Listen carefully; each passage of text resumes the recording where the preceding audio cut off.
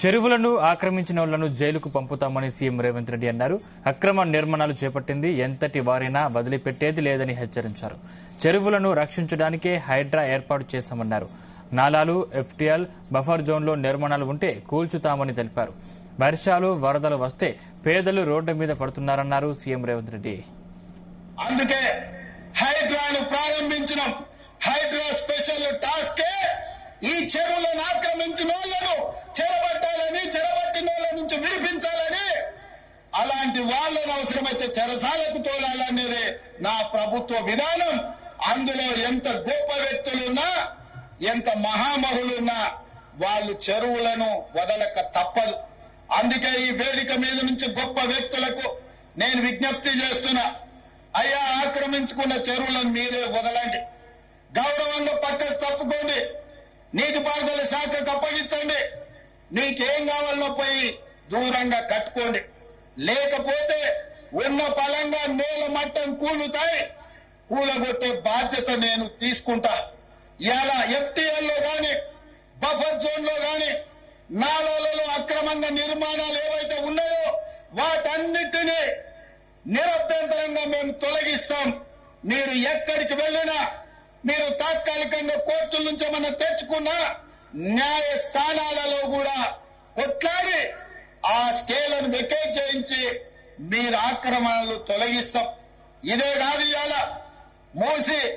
మూసి ఒకప్పుడు అనంతగిరి నుంచి వచ్చే కృష్ణానది జలాలకు ఒక ఆలవాలం. కానీ ఇవాళ కాలుష్యం అయిపోయింది. ఇవాళ మన బతుకులను చిందర వందర చేస్తున్నాయి. నల్గొండ జిల్లా రైతులు ఇవాళ ఏడుస్తున్నారు. హైదరాబాద్ నగరంలో నుంచి వచ్చిన కాలుష్యం నల్గొండ ప్రజలకు చేరుతుంది. అక్కడ పంటలు కూడా విషమయమైపోయినాయి. మా కోమటిరెడ్డి వెంకటరెడ్డి గారు పదే పదే నా దృష్టికి తీసుకొచ్చి నల్గొండకు వస్తున్న కాలుష్యాన్ని నియంత్రించండి, మూసిని ప్రక్షాళన చెయ్యండి అని. అందుకే కేంద్ర ప్రభుత్వ సహకారంతో మూసి ఆక్రమణలు తొలగించి మూసిని ప్రక్షాళన చేసి ఒక అద్భుతమైన మూసి రివర్ డెవలప్మెంట్ ఫ్రంట్ ను అభివృద్ధి చేసి పేదవాళ్ళకు అక్కడ వ్యాపారాలు చేసుకోవడానికి అవసరమైన అవకాశాలు కల్పిస్తాం. మరి ఇవాళ మూసి పరివాహక ప్రాంతంలో అందుకే హైడ్రాను ప్రారంభించడం. Hydraa special task. ఇక హైడ్రా హైటెక్ సిటీలోని నాలాలపై ఫోకస్ పెట్టింది. బడాబాబులు చెరువులు కబ్జా చేసి కట్టిన బిల్డింగ్లు పడగొట్టిన హైడ్రా పైలట్ ప్రాజెక్టు కింద అక్కడ 2 నాలాల్ని సర్వే చేసేందుకు ఎంపిక చేసుకున్నట్లు సమాచారం. ఈ సర్వే ద్వారా ఈ నాలాలపై ఆక్రమణలను గుర్తించి ప్రభుత్వానికి నివేదికను అందజేసే అవకాశం ఉంది. తర్వాత సర్కారు ఆదేశాల మేరకు వాటిని ఏం చేయాలన్నది ప్రభుత్వం నిర్ణయిస్తుందని సమాచారం. మరోవైపు భవన నిర్మాణాలపై హైడ్రా ఎన్ఓసీని కంపల్సరీ చేయనుందని తెలుస్తోంది. హైడ్రా నుంచి ఎన్ఓసీ ఉంటేనే నిర్మాణాలను చేపట్టేలా చట్టం తీసుకురానున్నారని సమాచారం.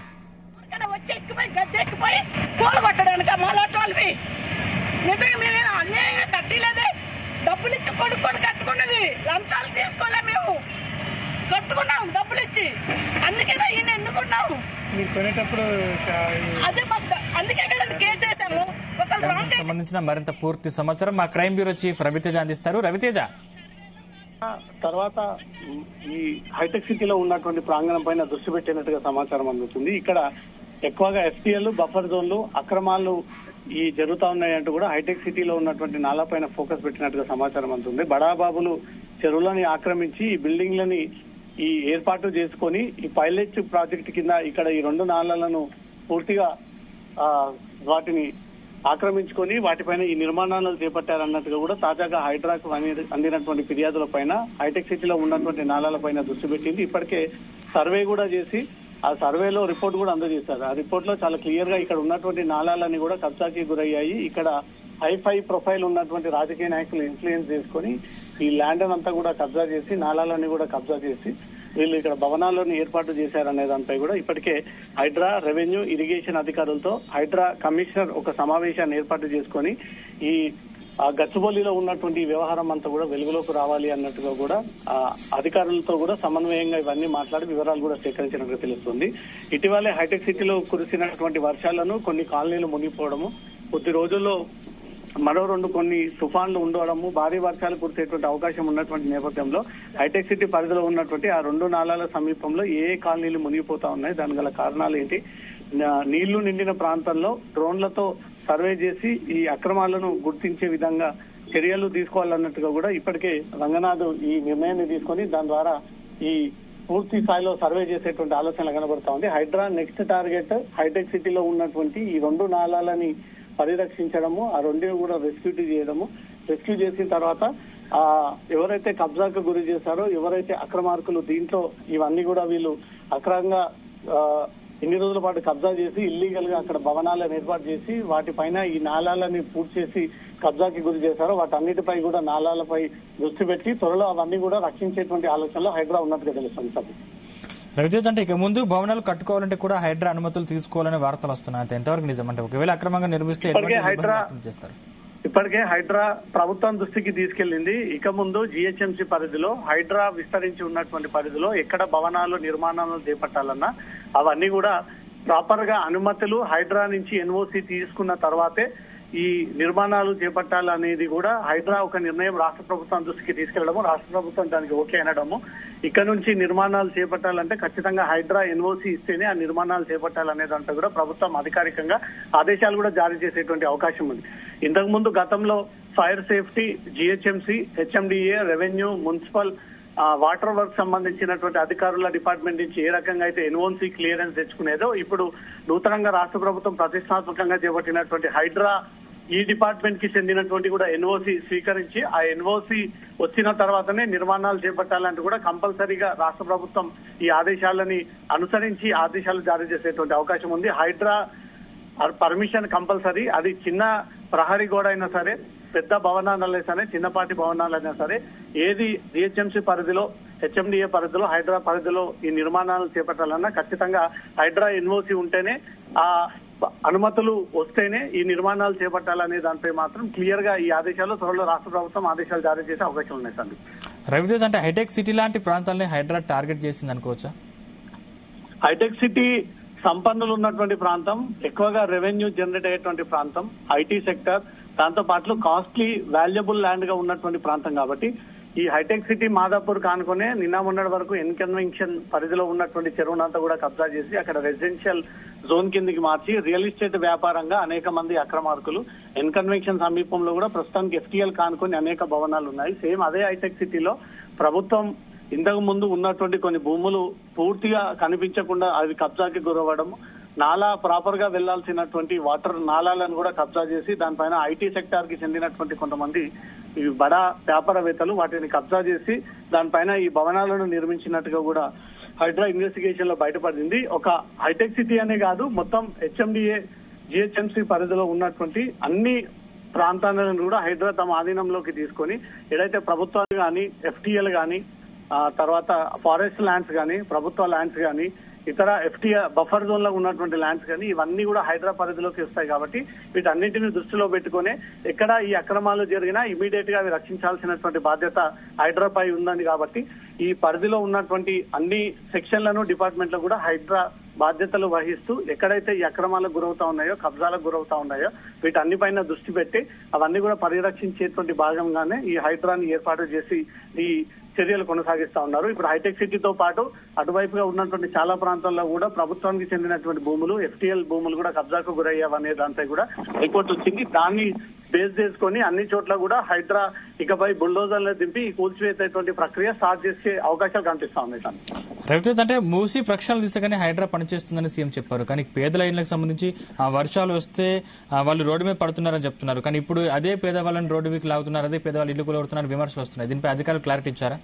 దీనిపైన రంగనాథ్ ఒక ప్రకటన కూడా రిలీజ్ చేశారు. హైడ్రా కమిషనర్ హోదాలో ఉన్నటువంటి నిరుపేదలు ఏదైతే మూసి కానుకొని ఉన్నటువంటి భవనాలు కానీ, ఎఫ్టీఎల్ పరిధిలో ఉన్నటువంటి భవనాలు కానీ, బఫర్ జోన్ లో ఉన్నటువంటి భవనాలు కానీ ఆల్రెడీ కొన్ని ఏళ్ల పాటు నిర్మాణం చేసుకుని అక్కడ నివాసం ఉన్నటువంటి వారి ఎవరిని కూడా డిస్టర్బ్ చేయము, వాళ్ళని కూల్చివేయము.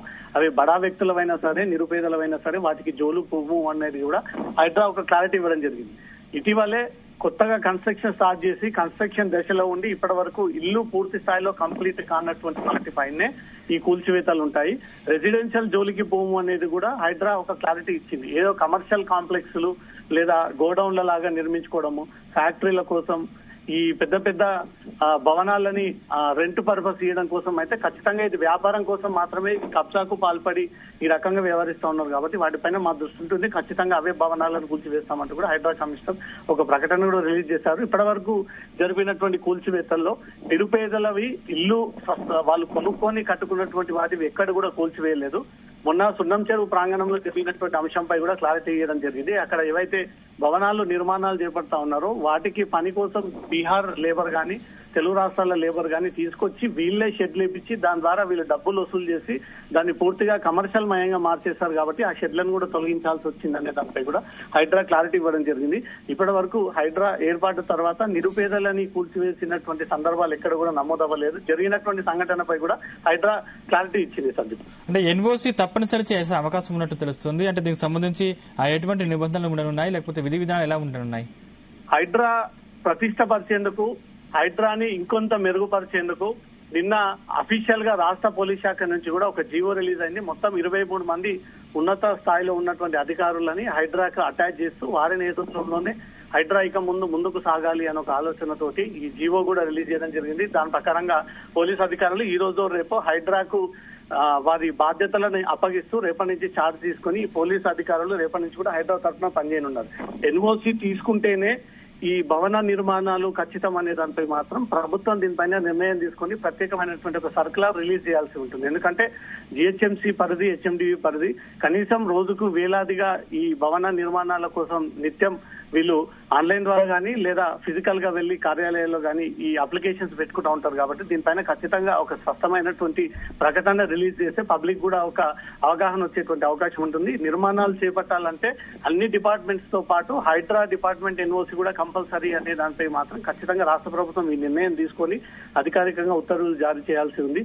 హైడ్రా ఎన్ఓసి ఇవ్వాలంటే డెఫినెట్ గా అది ప్రభుత్వ భూములు కబ్జా చేయకుండా ఉండడం, ఎఫ్టీఎల్ కి దూరంగా ఉండడం, బఫర్ జోన్లకు దూరంగా ఉండడం, ఫైర్ డిపార్ట్మెంట్ నుంచి అనుమతి వచ్చిన తర్వాతనే ఈ ఇంటి నిర్మాణాల కోసం అనుమతులు ఇచ్చేటువంటి అవకాశం ఉంది. కాబట్టి వీటన్నిటిని దృష్టిలో పెట్టుకుని రాష్ట్ర ప్రభుత్వం హైడ్రాపై ప్రత్యేకమైనటువంటి శ్రద్ధ చూపిస్తూ స్పెషల్ ఇంట్రెస్ట్ పెట్టి ప్రత్యేక రివ్యూలు చేపిస్తూ హైడ్రా జిహెచ్ఎంసీ హెచ్ఎండిఏ పరిధిలో ఈ రకంగానే రన్ అవుతే ప్రభుత్వానికి మంచి పేరు తీసుకురావడము, హైదరాబాద్ ని రక్షించినట్టుగా ఉండడము, పేద ప్రజలకు, మిడిల్ క్లాస్ వాళ్ళకు, హై క్లాస్ వాళ్ళందరూ కూడా ఇక్కడ నుంచి కూడా మంచి నీటి అందించేటువంటి ప్రయత్నంలో భాగంగానే ఈ హైడ్రాని ఏర్పాటు చేసి చెరువులన్నీ పరిరక్షిస్తా ఉన్నారు. కాబట్టి హైడ్రా పనితీరుని రాష్ట్ర ప్రభుత్వం ఇంకొంత మెరుగుపరుస్తూ, ఇంకొంత డెవలప్ చేస్తూ, ఇంకా స్ట్రిక్ట్ రూల్స్ ని అమలు చేస్తూ వాళ్ళకి ఫుల్ పవర్స్ కేటాయిస్తూ నిన్న పోలీస్ శాఖ ఆదేశాలు ఇచ్చింది. ఇప్పుడు ఎన్ఓసి కంపల్సరీ హైడ్రా నుంచి అనేది మాత్రం రాష్ట్ర ప్రభుత్వం ఒక ప్రకటన రిలీజ్ చేయాల్సినటువంటి అవసరం ఉంది సార్.